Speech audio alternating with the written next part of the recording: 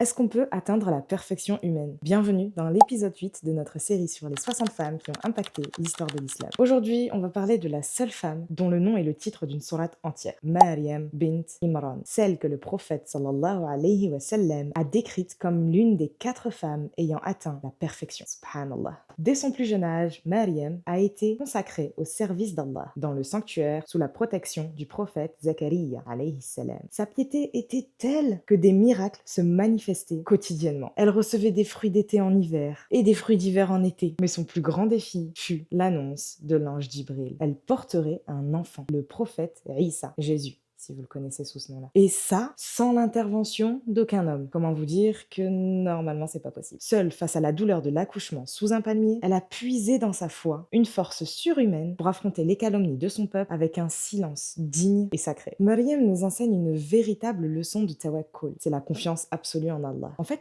elle a protégé sa chasteté et sa pudeur dans un monde qui ne comprenait pas en fait sa dévotion. Pour notre propre glow-up spirituel, parce qu'on recherche toujours une leçon à en retirer, voici ce qu'on peut retenir.